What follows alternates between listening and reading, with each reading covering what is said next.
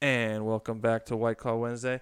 This is episode number 95. I almost just ate it right there. Oh yeah, Oh, we man. got new Ryan got a couple lamps in here and he set them up perfectly. So we got Big guys save lives. we got good we got good just studio lighting now. Got the short shorts on. Let's do this, man. Yeah, hell yeah. Here, dude. turn towards me a little bit more. Okay. Yeah. You're scratching my floor, dude. Oh shit.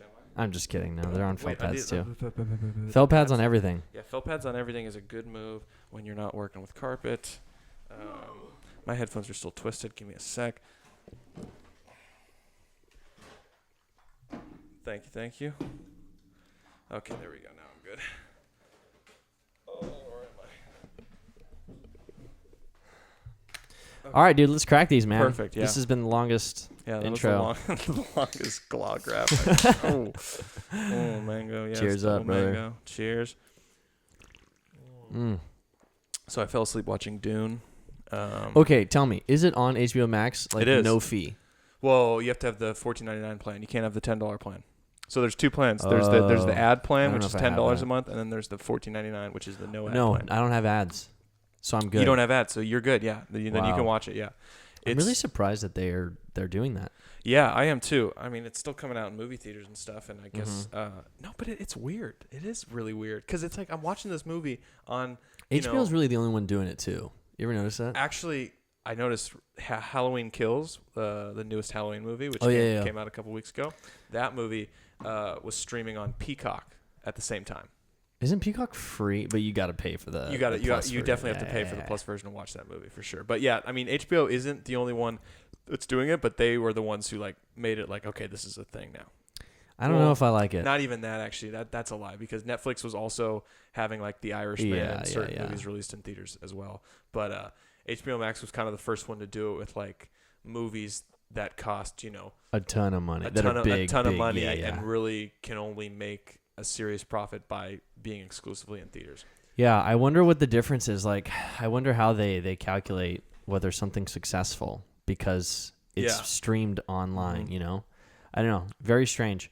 I don't know if I like it. I like the temporary thing, and I do. I mean, don't get me wrong. I do like, being able to stream movies, like great movies, without having to go to the movie theater.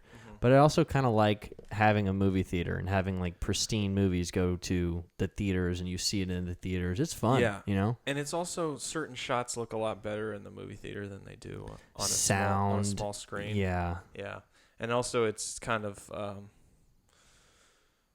it's a lot easier to fall asleep when you're in a theater? Oh, at home. At home. When you're at home on your true. couch and like you're not dealing with but that's not a problem. Loud volume and stuff. And I don't have that issue, and I Yeah. tell you why.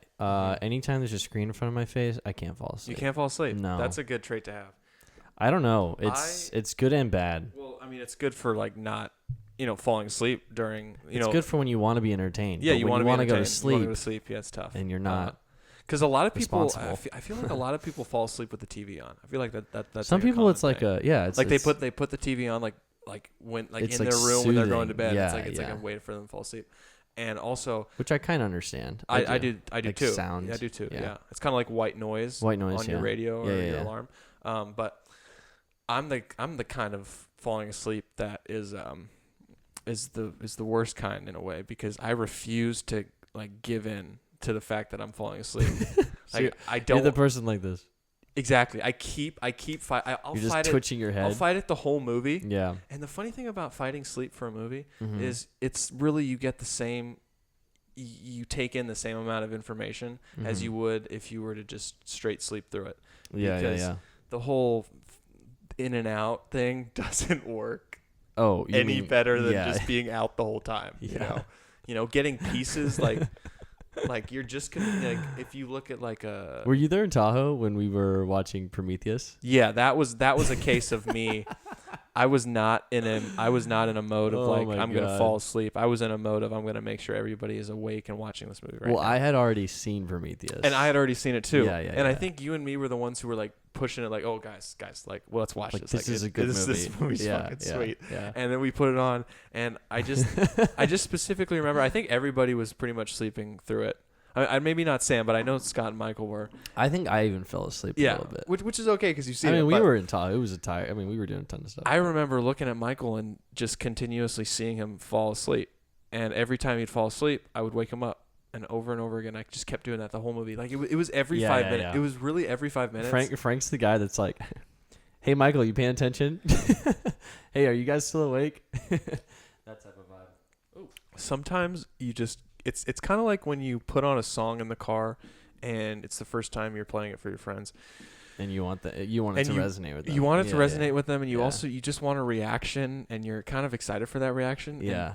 You almost are, playing the song more for that reaction than actually like enjoying the song. Yeah. Which is kind of where I was at in that Prometheus watch. I was like, I know this movie so well that I want to see you guys enjoy it. And then when they weren't enjoying it, I had to like get on them and make sure that they were. So I've seen that movie 3 times now, and I didn't fall asleep. I remember I was playing Subway Surfers. I was trying to beat your record. Yes, you were, and you ended up beating it. I did. Which was should we tell that story? We can tell it after you finished. Wait. Were you? That was it. I was just saying I didn't fall asleep. I was not paying attention. You're just saying you've seen him multiple times.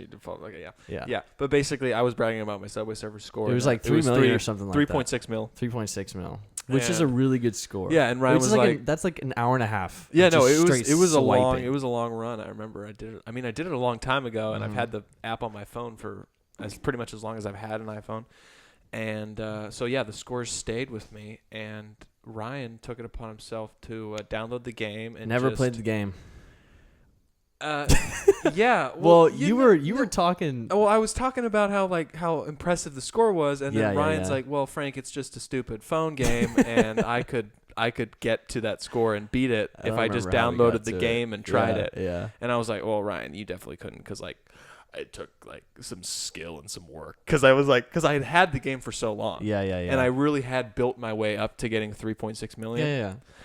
And to get that good of a score, you gotta earn like extra lives. Yeah, you gotta exactly. Really, really care. And I was never playing the game to get a high score. I always had Subway Surfers on my phone because it was just always my favorite iPhone game. It just always has been. It is a great game. And so I've always had it on whatever device I've had my Apple logged into. And it just, over time, I just, got better. I collected things. And then just one day I went for a run and I got 3.6 mil. And I was like, damn, I'm proud of that. Yeah. And then, I end up flexing it on Ryan and him being like, oh, I can beat it. And then I think of all the times that I'd built up and all the, just the times I'd open the app, and I was like, there's no way Ryan could there's no way he could take all those moments and he could, shove them into one weekend and accomplish the score. It was a whole week, I think. It was a whole week. Or it was at least 5 days, right? There's no way I did that in 3 days. Either way, whether it was a week or a weekend, all I know is the reason I thought you couldn't do it is because I had the app on my phone for so long, and I felt like I had gone through a marathon journey in order to get to the point of being able to achieve that score. And I was like, there's no way Ryan can do that in such a small amount of time. Dude, once I get into games, I don't know. I'm just fully engulfed in it, Oh yeah, you were fully in that game. And you beat it. You ended up beating it. No, dude, do you remember what happened? We made a bet, something stupid. It was something really stupid. I still remember what it was. We never did it, but because that's back when Instagram was not. Well, do you remember what the bet was? Because I remember what the bet was. I remember what the bet was. The bet. I bet you don't, because you're saying the wrong social media. You have the wrong social media. Oh, okay. What was it? Snapchat? Snapchat. Okay, Snapchat. Frank Sam was going to be able to post a picture of Frank in his boxers or something like that. That was the bet. What a dumb bet. I know. What a dumb bet. I mean, that was back, what was that, 2014 or 13 or something? We were in high school still. Yeah. Yeah. So that was a long time ago. Yeah. But that wasn't even, the original bet, I think, was something else. And then, I can't remember. As I was playing, and I had already beaten your high score, we made another bet, I think. I was like, what happens if I double it? Because do you remember what my final score was? Wasn't it? Didn't you double it? It was 8 million. Yeah, you doubled it. Yeah, you doubled the high score. You doubled my high score. Yeah. And I think that's how we landed on the boxer. Yeah. Because we took it up a notch or something. We took it up a notch. I think. To be fair though, my entire goal was just I didn't get any of the characters. You know how you play a game and you're like, oh, I earned coins and you can buy it. Nah. No, unspending the money on something that wouldn't help me achieve I was double points, extra lives. Like that's all I was focusing on. All you were doing. Yeah. Well, that's smart. I think we might have escalated it to sending it to like one person. Mm-hmm. And then you kind of did a double or nothing, where you're like, all right, I'm gonna double the high score, and if I double the high score, then Sam doesn't just send it to blank, he sends it. No, he puts it on his story. That's what it was. That's what it was. It went from like one person gets it to the entire story. Yeah. Oh man, good times, dude. Yeah, and we just never did it because it was kind of stupid. It was stupid, and I think we kind of knew it was stupid. And I think that we just wanted to see the look on your face. Yeah, we did. Is really what was good. But yeah, no, it definitely was like one of those ideas you come up with and then you never execute because you realize it's just funnier to laugh about it than actually do it. How did we get on this topic? Something about HBO. What were we talking about? Jesus, man. We were talking about HBO. Oh, no. What was it? Oh, Prometheus. Oh yeah, we were talking about Prometheus. So Prometheus is a movie that I've watched I think I've watched it about 4 times now. Yeah, I'm about a 4 or 5er. Yeah. So there's another one coming out, right?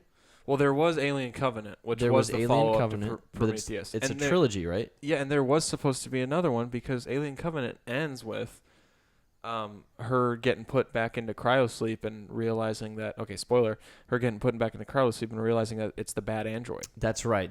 I was like, how did that one end? Because she's like, because, there's 2 androids, one's evil, one's good. Yeah. The evil one kills the good one at the end of the movie, and he boards the ship. Makes him think, makes the humans, that the 2 humans left on board think he's the good one. He's the good one, so he puts him under, and he's supposed to be the guy flying Which the is ship. really strange that we sort of perceive the good one as being an actual, like, just straight up, cyborg AI, like, do whatever the humans want.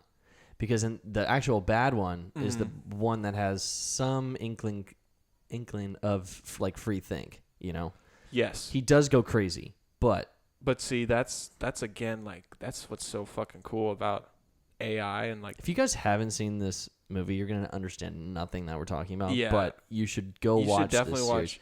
It's basically the prequels to Alien. Alien, yeah. And by the way, that's what's so cool about, like, the first Alien movie in 1979. It's like, how did the aliens get back to the Earth, right? Every single Alien movie has included a cyborg, an AI in it. Ever since the first Alien movie, ever since the first movie started the franchise, there has always been an AI character, and like, depending on the movie, it varies like whether or not he's evil or not in the story. But there's always an AI, and he's always human-like, and he's got that same kind of like milk, like. Is it played by? It's played by a different actor in different movies. Yeah. Different. The first one has a different one. There's Alien, then there's Aliens. Both those have different android actors. And then the follow-up, I think Alien Resurrection has a different one, and then Alien 3 has a different AI. But they're all different actors. They're all different actors, okay. But it's the same idea in that there's always, whenever you have one of these, space voyages taking place in the Alien franchise, there's always an AI on the ship, because they're always doing space travel that requires, hypersleep, because they're going so far. Right, so they need a computer, a human computer in a sense, an AI. They need that to be awake in the ship, to wake them up. Yeah, just in case. Because like the opening of Prometheus is the AI. Walking around and doing everything on this giant ship while everybody's asleep. Yeah. Right. Well, something happens, right? They hit like solar flare or something. And then they go to this random planet. Yeah, I mean that's how. And that. Oh no, it didn't end up being a random planet. No, they were going there to discover like the creation of life in Prometheus. They were trying to figure out how humans were created. Yeah, but they weren't on the right track, or they were going to a different planet, and then they were somewhere out in the universe. And they get the signal. They get the signal like, oh, this is a planet that could be habitable, and they like go. Well, it's funny because that's exactly how. That's the same plot, the same starter from the very first Alien movie. Is that? Oh, is it? Yeah, they get a distress signal, and they go to check it out, and it happens to. Then they discover the alien, and that's just. I don't know if Alien in '79 was the first movie to do that, but in terms of sci-fi horror, that has always been the go-to trope for most movies I can think of. They're on a certain mission. And then something, it's like a detour. Something gets their attention that's like, oh my God. And being scientists and people who thirst for knowledge, they're like, oh, we gotta know like what's going on. Right. And it's always like, don't go find out. Yeah, well, that's what was like the the super old dude who had been in cryosleep for like 120 years or something, right? Like his thing was like, oh, I want to meet them and they're gonna save my life. He went crazy over it. Yeah, and then they ended up just totally. God, that scene was so awesome. It is, yeah. It's basically this old spoilers again. This old guy's like this is from Prometheus. Trying to. Yeah, Prometheus. Yeah, this is from Prometheus. Yeah. Mm-hmm.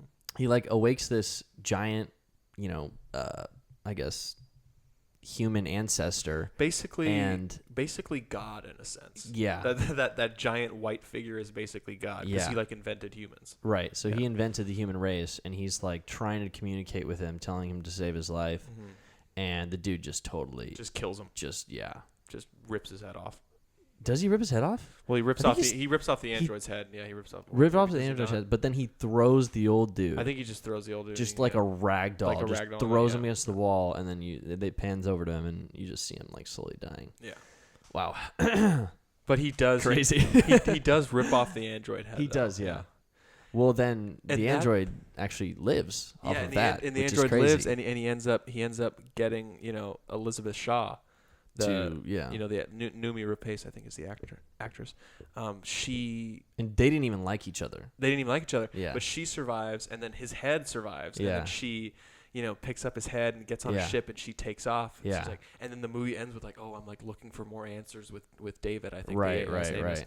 And then when the next movie Covenant, you skip over Shaw's death. Right. Like you just see her She's death. Done. You just see her death through like drawings of like the alien like came out of her mouth, and David the AI like did experiments on Basically was experimenting on her, right? I hate when movies do that, and that they give backstory or they hint towards backstory or they reference backstory that happened between movies or happened off screen. Yeah. And so much of the time it's like, it almost seems like more interesting than what you're watching. Dude, yeah. You know what I mean? Like it's almost like they're gonna do prequels to the prequels, you know? Exactly, that's what I'm saying. There's so many storylines here that we just brush right over because the big thing in Alien versus Covenant or Alien Covenant is David coming down with the spaceship that they had left on. Yes. And releasing some sort of blue goo. He releases basically the species killer. Kills everyone instantly. Yeah, kills everyone instantly, yeah. And that's it. Like, that's what we show. That's how he enters. He goes back. And it's like, wait, what? Just what happened? How did he find this place? He flies to the God planet. Like, he flies to the planet of the people that created humans. Right, and then he drops their own weapon on them. And kills them all. Right. And then he, like, lands in the area with everybody dead, and he starts, like, experimenting on Shaw and stuff. And it's like, that movie sounds so sick. Like why can't that be the sequel to Prometheus and then Alien Covenant be the trilogy wrap up where instead of being left on a question mark, like we have like instead of being left like, oh my God, it's the evil robot as I'm falling into cryosleep. Yeah. Why not see what he does in that moment? Like have that like instead of having it be a question mark, just wrap it up and have him like blow up the ship or just do something like crazy where it all ends right there. Or at least give some sort like a cutscene, something that we can work with at the end of Prometheus, being like, oh, they found another planet. Yeah, like, exactly. Or have like a fucking 20-minute opening of Alien Covenant where you see what happened to Shaw or something. You know like what? that. Now that I'm thinking about it, they got the coordinates of the planet at the end of Prometheus. They did, the coordinates for the planet of where the the gods who created them came from. Yeah. Right. Yeah, and that's where they take off, and she's like, "Oh, I'm gonna finally find my answers," and then nope, I'm just gonna get. And you just see David basically experimented on her, and just took advantage of her. Jeez, Like, but and that movie sounds so fucking scary. But it's not. It's not really that scary. I mean, there are some jump scares. It's more of a thriller, I think, than a horror movie, I would say. You mean the Prometheus and Alien Covenant? Yeah. Okay. But I'm imagining like the movie that they didn't show in between. Oh yeah. Where it's just David and Shaw on this planet that just got its species wiped out. It's like one of those slow build horrors where like you just see David's AI psyche just slowly progressing to madness. Yeah. As like he discovers like Shaw like rebuilds him, and then. I just think that would be a sick movie. That would be a great movie. It's just so funny to end a movie like Prometheus on, two characters flying off and talking about we're going to go discover, where and then a whole new group. And then you get a whole new group, and it's like that's all over. It's like, what the fuck? And I think it all goes to the fact that Prometheus was marketed to not have to do with Alien. It was like, okay, this is a new sci-fi movie from Ridley Scott, the guy who directed Alien, but it's not an Alien movie. And then people go and see the movie, and it ends with the, that final little cut of you see the alien pop out of the body, and like it's like, oh fuck, a xenomorph. And it's like, okay, well now this is a prequel, and it changes everything. So then the studio's like, okay, well I guess we have to do an Alien movie. We're going for it. Yeah. So then they're like, okay, well the sequel can't be more Prometheus stuff. We need like another Alien movie, which is basically what Alien Covenant is. And a group of scientists go into a signal they hear. So it's like, fuck, it's just retreading. But that's just what's kind of, Yeah. I do like the origin stories though, because for me, yeah, big time. I love those. I mean, from my perspective, I watched Alien like when I was little. It honestly scared the crap out of me. But but I didn't watch the second one. And is there a third one? Yeah, so it goes Alien, then Aliens, and then Alien 3. Predator or something like that, right? Well, not yet. Okay. And then Alien 3, and then Alien Resurrection, and then you get the Alien versus Predator, and then Alien versus Predator Requiem. Those are the two. Wow, there's a lot of AVPs. movies. Those are two AVPs. See, I've only seen one out of those, and it's still really interesting to me. Have you seen an Alien versus Predator movie? No. Okay. Those ones aren't that good. And then you have the Predator movies, which is their own franchise. You got Predator, you got Predator 2, you got Predators, you got The Predator. Really the only good one. How do you keep up with all this stuff, dude? I don't know how I do it, man. I got these franchises it's in like my head, you man. just, I can rattle them off. Go. Really, the Predator and Predator 2 are good. But the other ones are like, you can... The sequels made in the 21st century... you can miss those, and honestly, and a lot of people would say the same goes for the Alien franchise, and that the 21st century releases you can miss them. I mean, you and me would disagree because we enjoy the Prometheus and the Alien Covenants. I think for the older people who were around, like they kind of grew up on it. They grew up on the original Alien. They see. Alien Covenant and Prometheus, and they're like, wow, this is literally just a copy and paste of a movie that I enjoyed much more, 30 years ago. And I think there lies, again, with all these retreading and bringing up all these old iconic movies to, revitalize. It's like you either get, you get the young crowd enjoying them because they just don't have the same knowledge of what came before, and then you have the old crowd kind of like, oh, I don't know. And same thing with, with The Force Awakens, the retread. You had the younger crowd being like, "Oh, I love these movies," and then the older crowd being like, "No, man, the prequels are better." "Quote unquote," the fetch quest. Yeah, that storyline. I think the fetch quest for Last Jedi. Yeah. Last Jedi for Rose and Finn. Yeah. Yeah. That's. I remember my coworker going off on that. They're like, "Are you kidding me? Are you kidding me? Like, what was the point? What was the point of that?" Speaking about marketing and lying to you. What happened? The Dune movie is a part 1. I was gonna circle back to Dune. Yeah, and that's kind of where we jumped off of, and we rolled into all these things. Yeah, the Dune movie. When you start watching it, you get your first little. You're in trouble when the first line of the movie is "Dreams come from the deep." You're like, whoa, okay. When the first thing you hear in a movie is narration saying "Dreams come from the deep," is it? You're either going to be Chalamet? Really confused. No, it's just some old wise voice. I don't know. But it's like you're like, okay, I'm in for I gotta listen. I gotta listen up. Like I gotta pay attention. Dune is one of those movies that I have no idea what it's about, but I'm also really excited to watch it. Yeah. So when you have Dracus, you have your first quick. That's all I remember. You get your opening narration, and then you get your title card that says Dune, and then underneath it pops up Part 1. And then that's when you throw your hands in the air and you're like, okay, well, where the fuck was the Part 1 on? Are you serious? I've seen about 100 ads on this for TV, and just straight none of them just said, they just said, dude, you. At least with that is dirty. Though. That is dirty. That's dirty. At least with the It movie, like when they brought back the It movie in 2017, the end of the movie featured, like when they had the roll credits moment, it was like they popped up It Part 1.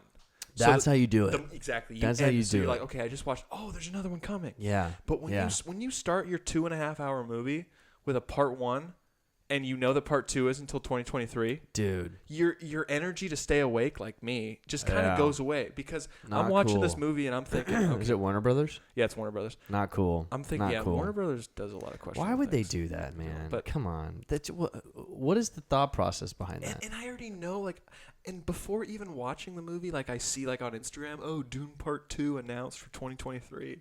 So when I start this movie and I see Part 1 underneath, and I know Part 2 is not coming until 2023. Straight pessimistic. Yeah, and also like I have no worry about like falling asleep.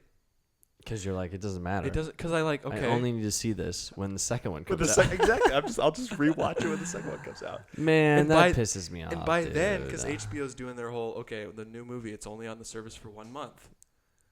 But oh, really? That's the rule, yeah. So you have to watch it within that first month. Yeah. But the funny thing is if you just wait a little bit longer. If you wait like another 6 months, it'll come back on for free. Yeah, exactly. Like, God, I mean, you're still paying for the service, but you don't really have to worry about that window necessarily. Yeah, because, like, for great example, Godzilla vs. Kong came out in March of this year.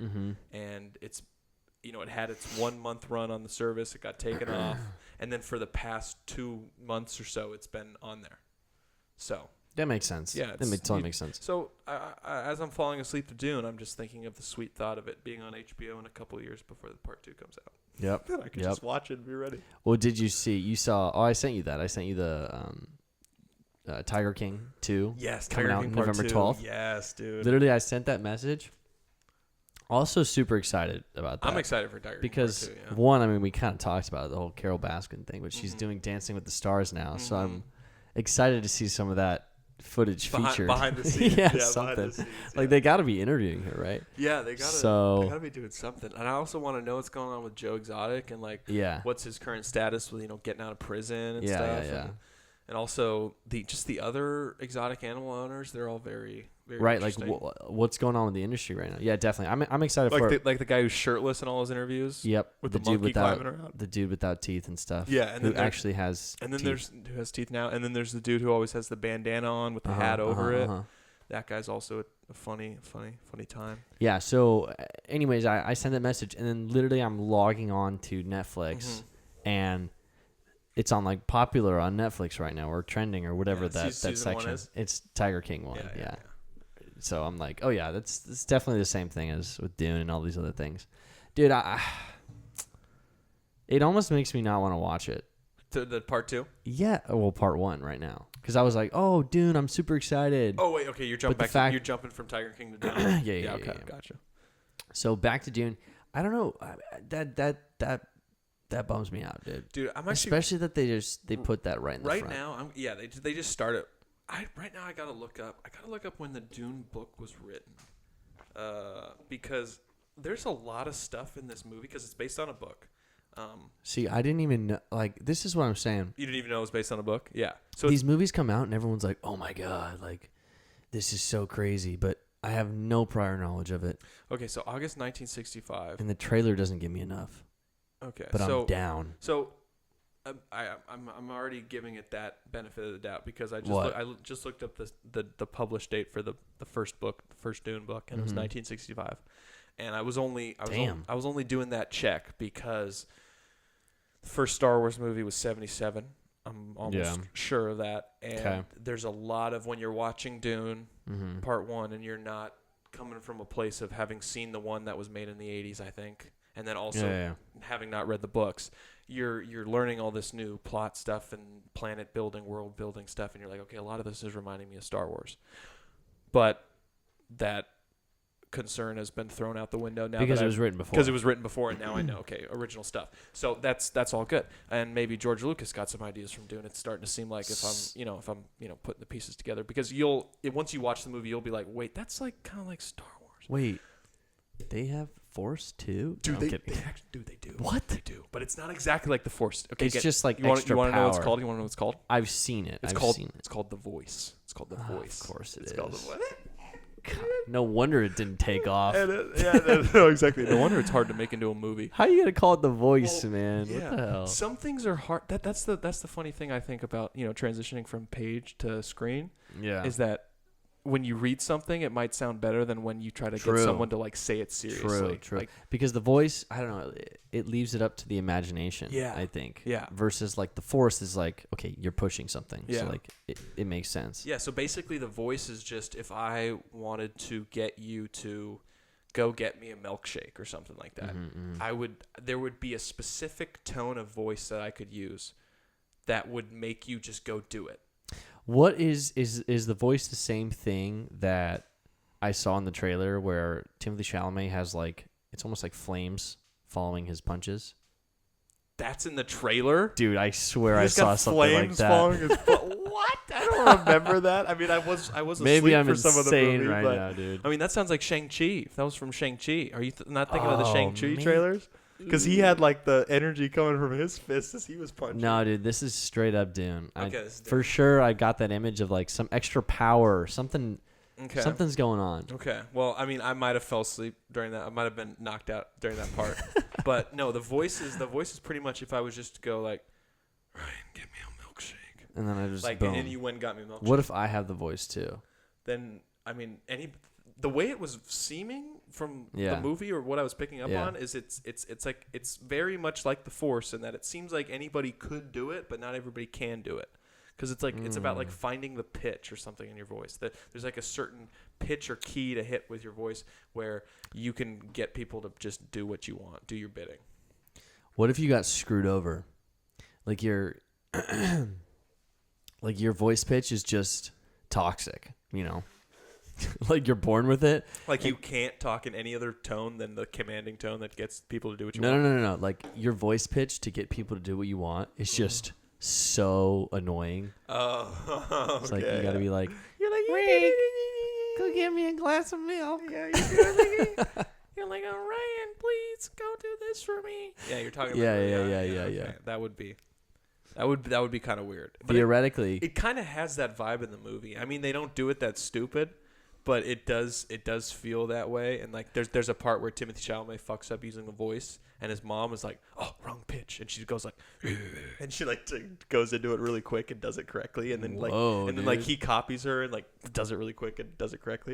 There's actually kind of a cool action scene in the movie when they're using it to fight the guards, you know, because it's like they keep trying to cover up her mouth, and like he's like, you know, they're fighting, she's trying to get her mouth free to like that's gotta be sick. And stuff. Yeah, that's gotta be sick. It was a pretty good action scene. I mean, it was like, from what I was watching, from what I saw, it was definitely a good movie. Do you sort of taking a different turn here?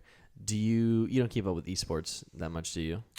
Competitive gaming? Yeah. Not that much, no. I mean, I do know some streamers by name and by look, but besides that, no, not really. Have you heard of 100 Thieves? Oh, of course I know about it. I hate 100 Thieves. Fuck 100 Thieves. You hate 100 I hate Thieves. them. And you want to know why? Well, Ryan, remember what we said? Remember what we said about not being a hater? Remember what we said about hypocrite? Yeah, okay, sorry. Okay. No, I apologize, 100 Thieves. I do. Frank loves 100 Thieves. I will say that Nate Shot kind of bugs me. Really? Yeah, there's something about him just bugs me. I definitely get that. He just kind of has. It's just like in Step Brothers when Rob Riggle's talking about how Will Ferrell's got one of those faces you just kind of want to punch. Everybody's just like, there's just certain people. I think when he was younger, he definitely had that face. But now he's matured, and I'm getting a respectable vibe. But definitely in his early COD days, when he was getting big, he had a punchable face for sure. But like, I mean, I'm sorry for like just immediately jumping on the hate train on 100 Thieves, because like how it's instinct though. Because remember what I said about the hating is just all good. It's just the jealousy, Ryan. It's just the jealousy. Yeah. And it's just, I immediately jump on that hate train real quickly. It's just instinct because, goddamn, 100 Thieves, I'm jealous that you get paid a ton of money to just play video games. Oh, dude, they're insane. That's so cool. You get paid millions of dollars to play video games. And the brand too. The brand is just like, and you've built a brand. Like you've built it's like fashion. Yeah, exactly. You've built an entire logo and look based on playing video games. It's insane. Like it's insane. It's because every kid out there thinks of when their mom was like, "Oh, you're going nowhere with these games." Right. There used to be an ad on TV when we were like, I don't know, like 9 or 10. Is it satire or was it real? It was it was like a satirical ad, but because it was advertising like being like a game tester. Like you could get paid to test video games. Yeah, a QA game tester. That sounds terrible. It was some like phone number that would pop up, and it kind of seemed like a cheap, like a low budget ad, but it was pretty much these two 20-something slackers. Yeah. That's how they're that's how they look. That's how the commercial displays them, and they're like playing video games. Yeah. And their mom comes in and like yells at them or something, and then like time freezes or something, and the one slacker like looks at the camera and he's like, "Man, my mom said I'd never get anywhere with these games." Oh God, dude. And then the voice comes in and is like, "Oh, does your mom get mad at you and says the video games lead to classic nothing? ads where it's like, Well, call this number and become a video game tester." Yeah. And then they just start going into all the details and stuff, and then they flash the number on the screen. Must have seen that ad like 200 times. QA testing, if you're manually QA testing, pretty much anything. Yeah. It's a shitty job. Bad. Yeah. Yeah, it's bad. We have some manual QA testers, and I've done some manual QA testing myself at my current job. Back when I was just starting and didn't have much development experience. Not fun, dude. Not fun, man. And I can't even imagine video games. Like, you enjoy playing this video game, but, I mean, like testing COD, all right? Let's just talk about testing COD per se. You're familiar with COD. Most people are familiar with COD. First-person shooter, right? Okay, what are you testing? You're not testing regular gameplay. You're testing all the bugs. You're going into corners. You're jumping up and down. You're think of that. Putting skins on your gun. You're doing like the most random things that people would not do. Yes. Trying to figure out where the bugs are. Holy shit, it's dude. like you go on YouTube like back in the MW2 days. Yeah. And it was like, oh, you're in whatever map, and you're like, okay, strafe jump here. And then, strafe jump here, walk along the wall. It's like, imagine trying to figure that out as a QA tester. Like, that's your job. Damn, I didn't even think of it like that. It probably ruins the game for you, honestly. Dude. I'm imagining all the people who thought that they were about to just go, because that's what's funny. They make the advertisement, the commercial. That's why I asked if it was satire or if it was like an actual ad. They make it seem like you're gonna get paid to play video games, which is technically true. But not in the sense that you think. No, because the average person plays video games to enjoy the game for what it's for, not to figure out what's wrong with the game. Right. But when you have a game and there's so many different little things, you have to cover all the grounds. You have to make sure every little thing works, because you don't know how many players are going to actually use every nook and cranny, every attachment, everything. It's like, dude, that sucks. And remember when load times were really bad too? Oh yeah. Like, imagine, okay, this is what I'm imagining as a QA tester for like a video game. You have a ticket. That ticket comes in. It's like, make sure that every skin in the game does not, bug out when you're in this corner of the game and there's this type of shadowing, right? And then you have to log in to the game like 20 times with 20 different skins on every single gun. Go to that location and move around to make sure there's no visual glitches. That's it. Oh my God. That's what you're doing. That's horrible. I mean, I'm sure there's once in a while it's like, oh, make sure this gun shoots well, It's like, so you get to once in a blue moon, it's like, I'm sure the people that get those tickets are like super excited, They're like, yes, damn, dude, to shoot the gun. Yeah. I never even thought of it like that. Holy fuck. Yeah. You do need testers to do that. Test all the little details. Yeah, man. It's a tough job. Usually companies will outsource that though. So they'll I don't know, have contracts with people in different countries. Oh, okay.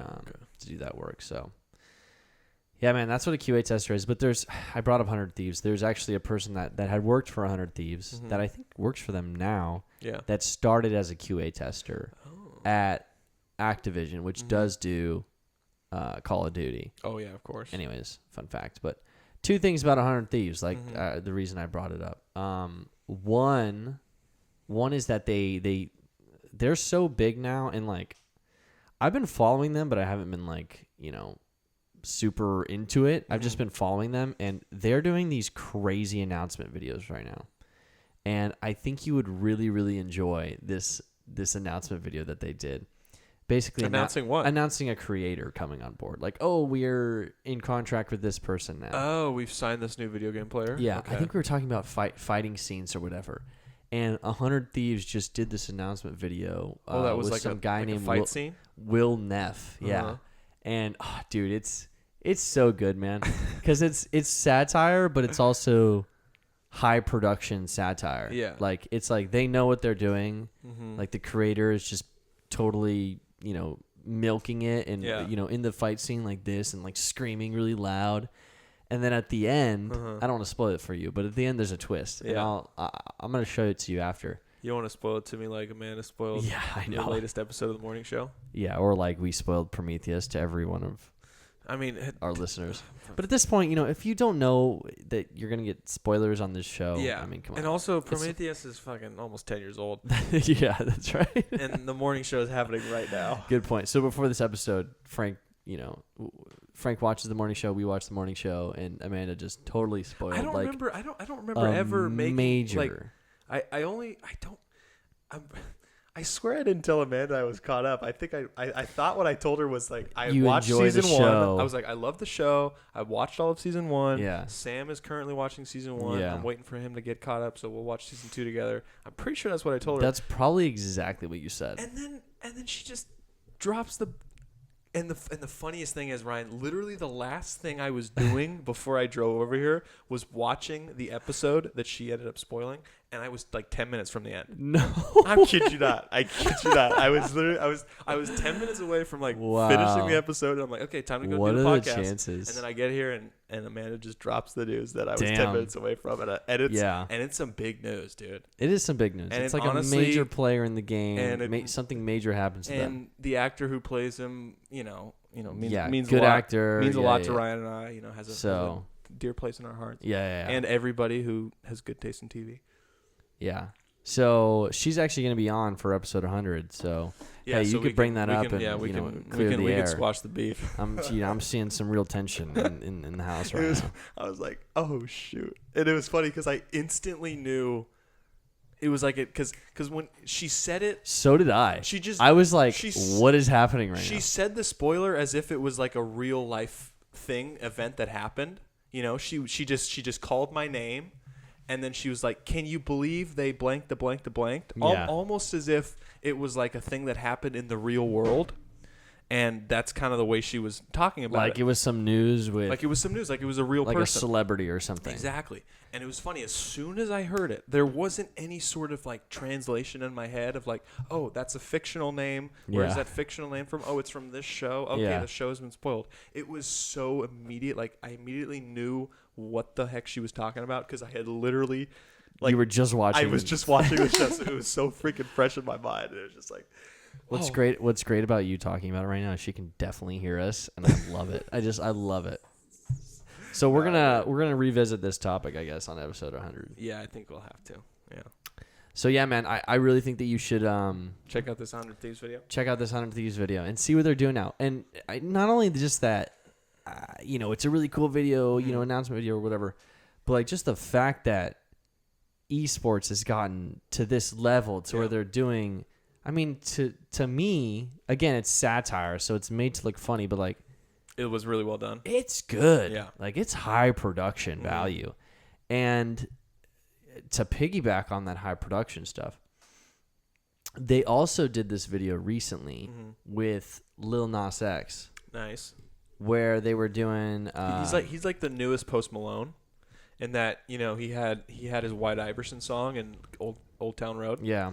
And he has now proven that now he's not a one-hit wonder by following up with like Montero and, Industry Baby. So, shouts out, Yeah, exactly. They did this an announcement video with Lil Nas X, and like he's huge. Even if you are a one-hit wonder, actually, no, maybe not. But see, that's the thing about being a one-hit wonder is once your hit's over, you disappear. And Old Town Road, it's well and over, but he's still, it's still a big song though, for sure. It's still a big song, but it's not in its like peak, on the top of the charts. Everybody's playing it, and he is now, and that goes to show you that he's not a one-hit wonder because if he was, we wouldn't be, talking about him right now. Right? No, yeah, exactly.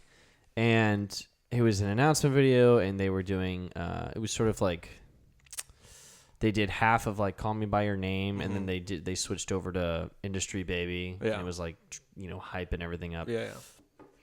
anyways, it's just kind of crazy how I guess esports has grown, and they're doing things like high production announcement videos. Kyler Murray, the quarterback for the Cardinals, is part of FaZe Clan. I did not know this. Yeah. FaZe is also another company that does things like this too. Yeah. And Kyler signed to FaZe. He's a really good gamer. Well, FaZe is going public. Like really? Like they're going their IPO is gonna you could invest in FaZe, which is just insane. I still remember, being in like fucking 7th grade and watching FaZe Pomage. Yes. Do you remember FaZe Pomage? Oh yeah. Dude, I think he's actually still with FaZe. I think he is still with FaZe, and he's still got the same quick scope skills that he had like 10 years ago. Yeah. Dude, I gotta say that I think out of all the video game talents, the one that I just find the coolest to watch. Quickscoping? Yeah, to watch and just. God, it's so oh man! Anybody who plays Call of Duty understands that if you are actually good at quickscope, you'll dominate a game. Like it doesn't matter what guns people are using. Like if you are legitimately good at quickscoping, you can win any free for all any day. Because it's like one hit kill. Because it's just one hit kill, and you're just snapping to their heads. And you know where to hit them. You're so freaking fast. You got the customizations on the sniper that make it aim in quicker than a blink of an eye. Oh yeah. God, and it looks so fucking cool on montages. You put like a sick song on the background of like a quickscoping montage. Yeah. Man, you snap the quickscope and then slow it down. Yeah, you just slow it down, and then you also get you get like the quad shots where like the 4 dudes line up on Nuketown. You just fucking nail them. Yeah, it's so fucking. Oh yeah, dude, those were some good times back then, and it's just crazy to me thinking about like those videos, those low quality videos. I mean, we're talking 480p. That was like, oh, this is a good video. You're like, and. And where we are now, you'd get those like awkward commentaries where you'd have the player and doing just like a voiceover, no cam, just straight quick scoping, and they're like, so this was a game I did like a week ago. I thought it was pretty cool. So I'll just like tell you about some of the kills here real quick. Just play by playing. Yeah. I don't know, man. And now a company's a public trading company, and they're doing crazy announcement videos, and they're linking up with music stars. I don't know. It's crazy, man. The internet has changed a lot of stuff. It's really turned almost everything into business in a sense. The internet has these weird niches. Yeah, the internet has allowed so many hobbies and niches to become ways of actually making money. It's pretty cool. It makes me want to think like back then when I was thinking like, oh, these guys are so cool. Like they're quick scoping and they're on YouTube. I was like, they're probably making so much money. Like, I wonder how much they were making, man. Back in like the early days? Maybe 20K. Maybe 30. I can't imagine that was. Yeah, I mean, there was no way. Yeah. But now they're Now, if you're big in the industry, you're making mega millions. I mean, well, you're probably making $1 million a year, somewhere around there. That's probably the average. All I can say is you're making enough money to just play video games, which is pretty good. Yeah. Could you imagine having the personality like? And that's the other thing is like, as much as I love video games, it's very much like any other sport. Like basketball or football or baseball, any other sport that I enjoy playing, like I enjoy playing video games, is that I can't do the commitment that the athletes in the professional sport or the level of hours and commitment they put into video games or basketball, whatever it be. Like I can't do that. Like I can't stream for 12 hours. I can't go to the gym and shoot 5,000 shots in 10 hours. These are things I can't do myself. Right. So it's why I can't get to that point of like, oh, they're so cool. Oh yeah. I mean, it definitely takes. But that's why it's something to admire. Oh yeah, and that's what I think people who are like, oh, dude, I could do that when they think of like professional video gamers. No, you can't. It's like, no, you can't, dude. You no can't. way. There's no fucking way, dude. That shit is like I can't play video games for like more than 5 hours. I can't really play video games for more than 3 hours, and I love video games. I mean, video games are great, but like it's not like you're playing.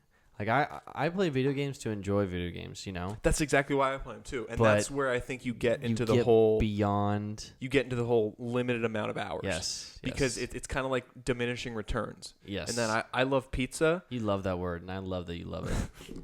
Keep using it. It's a great, yeah. It's like I love pizza, but after the first pizza and I'm on to the second one, like the slices are getting more and more painful. They're getting less enjoyable. Yeah, it's true. It's true. Yeah, I mean, it's like I loved Assassin's Creed Odyssey, and I had played through it, and then I played through the entire game, like no more storyline, and I did a couple side quests, and it's just like, okay, I'm never playing this game ever again. You know, it's like I'm done. Dude, I'm happy you bring up Assassin's Creed because Odyssey is a more recent entry into the franchise. It's the second, not the most recent one, but the one before that. Yeah, second most recent. I was gonna say.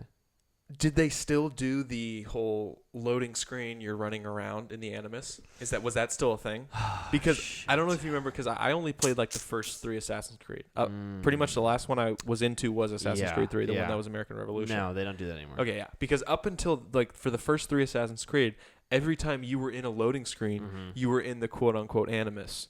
Which, for those who don't know, the game is pretty much about. It takes place in the future, and you access your ancestors' memories by entering this machine that puts you in their body in, like, you know, the 1500s, whatever time it is. It, like, sequences your DNA, and somehow they can access your ancestors' memories. So when you were to launch up any of, you know, the first 3 Assassin's Creed games, pretty much, you would get a loading screen that was the Animus, and it was just pretty much a white screen with your playable character on it, and you could just run around, jump, and punch the air, and just.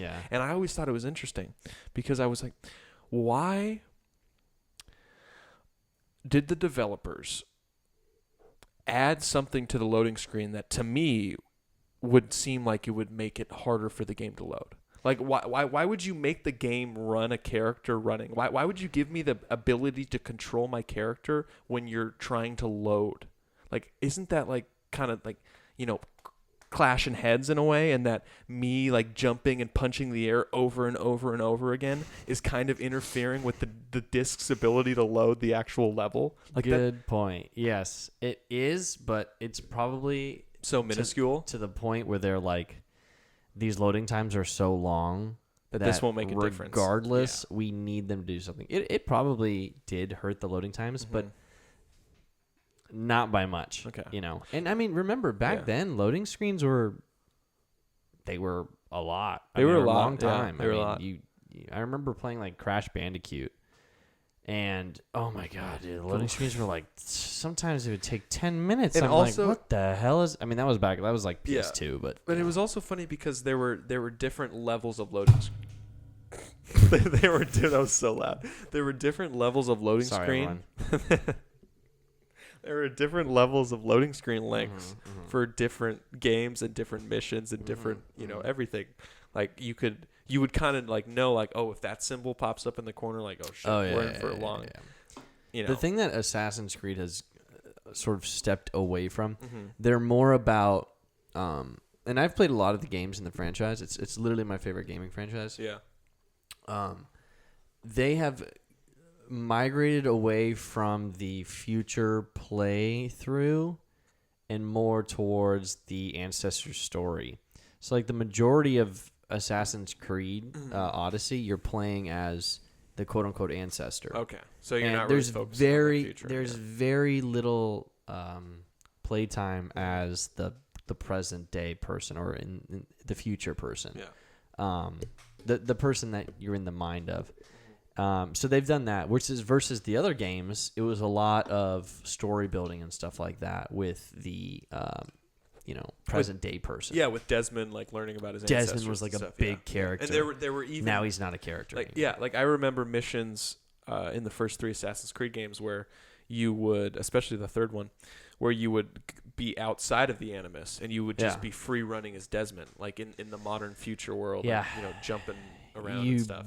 No, there was maybe one or two quote unquote missions like that, and they were small. Did you ever play the second one, Assassin's Creed 2, the first one with Ezio as the ancestor? Ezio the ancestor? I did not. I started at 3, but I've watched both 1 and 2, and Because 2 is Revelations. I think is what it is. 2 is my favorite one. I think 2. 2's great. That's the only Assassin's Creed I've completed. I think I did. Oh, you haven't played any of the new ones? No, none of the new ones. No. Oh, dude, you got it. But 2 is the only one where I seriously like went start to finish, and not only that, but I think I got like 86% of the achievements. Oh damn! I almost 100% of the game. Yeah. I was really about it. The only thing that really sucks about Assassin's Creed, and it's one of those things that I was always kind of like, this game isn't.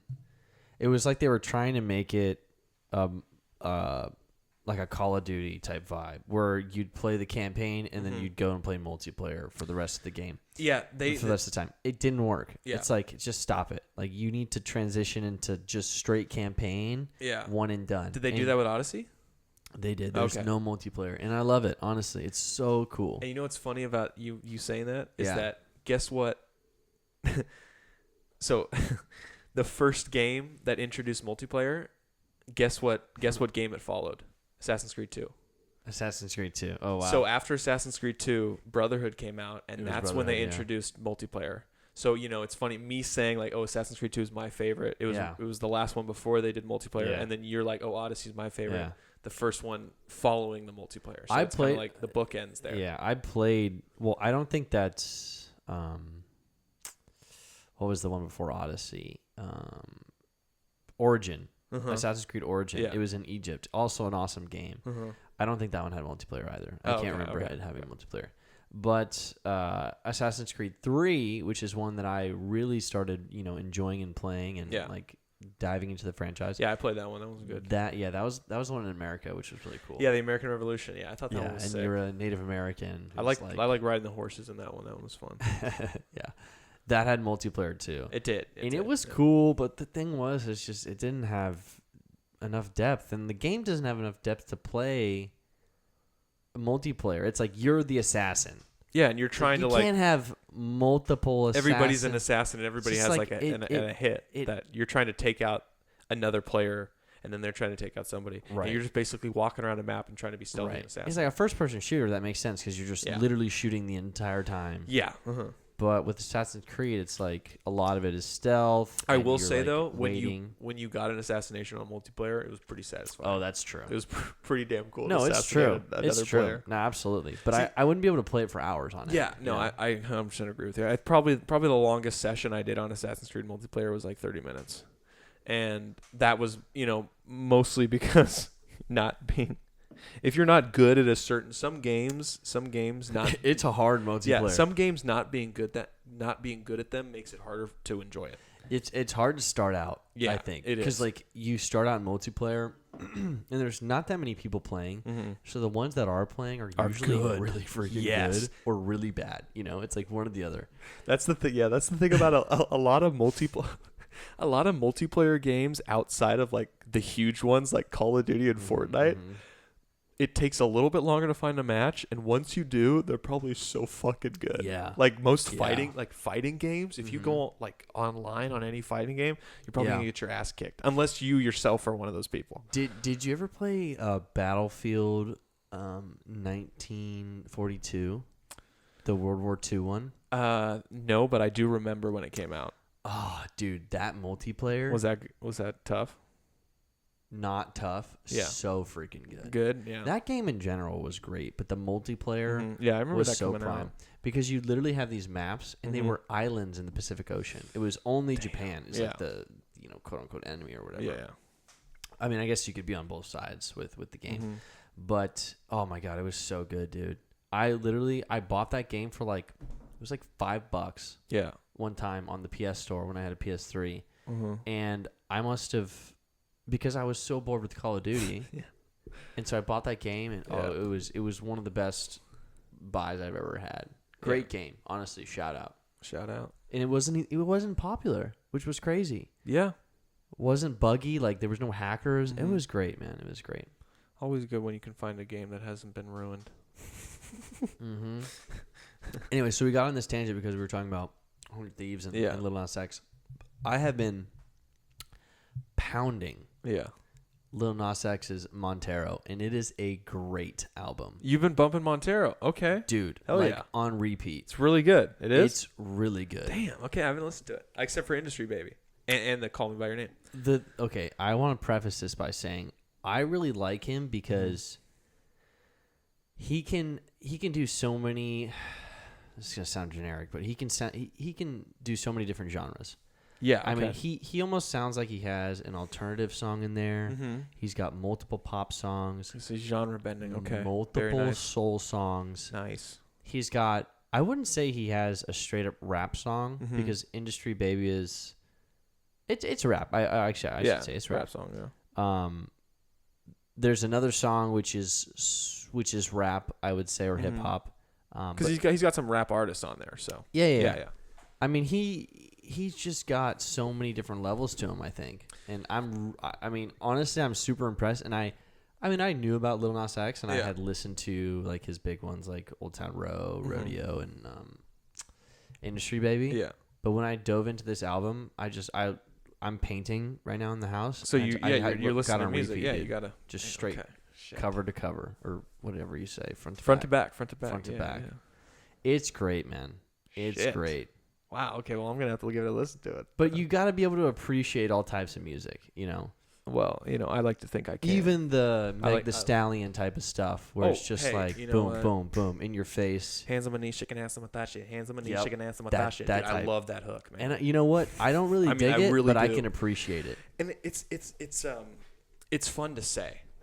It is. Hands on my knees, shaking ass on my shit. Then you're gonna hands love. On my knees, shaking ass. Like you can do it so. And it's kind of it reminds me. It's great lyrics. It's great lyrics, but I just love when you have those funny things that are fun to say and you just say them over and over again, and it's almost done to a point of annoyance where it's like, shut the fuck up. Like it kind of reminds me of like when Stewie's like, mom, mom, mom, mom, mom. It kind of reminds me of that. I just saying it over and over. Yeah. I mean, I could probably like do like an hour podcast episode where all I say is hands on my knees, shaking ass on my shit. Hands on my knees, shaking ass on my shit. Hands on my knees. I could just keep doing it.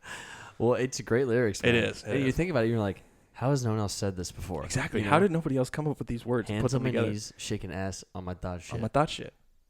Beautiful. Thought needed to be invented. The word thought needed to be invented. That's true. Twerking needed to be invented. So we got to go back to 2018. Basically, twerking and thoughts came together to make that line. Yeah, there you go. So thank you. Yeah. To both those. But there's a song with Meg Thee Stallion. I think it's called Dollar Sign Slime. I could be wrong. It definitely is. I know it is because I've looked at the track list and it's a great song. I was like, that's probably a banger. And I even like the Meg Thee Stallion portion, and because I'm full like just boom, like let's just appreciate everything that's going on here, And you have to have that mindset because you go from Industry Baby to hands on my knees, shaking ass on my shit to pretty much. I wouldn't even say pop song. It's like soul, just like deep, in your feels. Yeah, in your field type of stuff. I love in your feels. And then it takes you right back into like some hard shit. Yeah, it's just like hell what yeah. the. It's great. Dude, fuck yeah. And he's got this alternative song. It's something with Citadel. It's great, and he also does a reference to. I can't think of the song. I'm not even gonna bring it up, but he does a reference to another song that was really big back in the day, and it immediately popped in my mind like, oh, whoa, like that was like 21st century day or like no 21st century, like 2000s in the 2000s. Okay, 2000 song. Okay, gotcha. Maybe you're.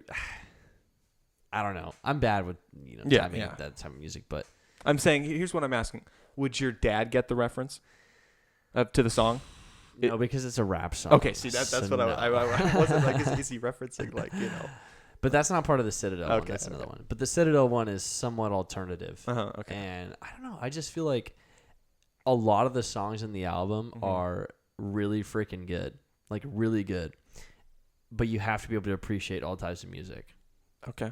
Yeah. Listen to it front to cover, dude. On your way home. I will. Okay, dude. I'm on it. I will. Well, first you gotta you gotta watch that announcement video. While you're driving. Well, yeah, I won't do that, but I will listen to Montero front to back because you've definitely piqued my interest because, And I'm not a big music guy, so. Well, yeah, and also I didn't expect you to be a big Lil Nas X fan. I just didn't see that coming. And you know what? honestly, I started like listening to him, and I honestly didn't even know that he was so like out there and just going for it. Yeah. And I fucking love it, man. Dude, it is. You gotta watch the Industry Baby music video. Oh, I watched that. It's funny. Absolutely iconic, man. I mean, it's insane. And honestly, I also really like Jack Harlow's verse in it too. His verse is nice. Yeah. I mean, that song is phenomenal. It's really honestly good. And I'm hearing it all around too. It's everywhere. Oh yeah. Yeah, hear it in the stadiums, hear it in the malls, hear it everywhere. Yeah. Oh yeah. Yeah, dude. I mean, it's a great song, and it'll get you hyped no matter where you're at, dude. Just it goes hard.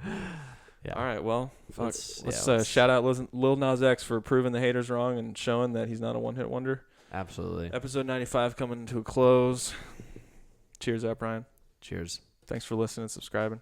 We love y'all. Peace. Peace. Mm.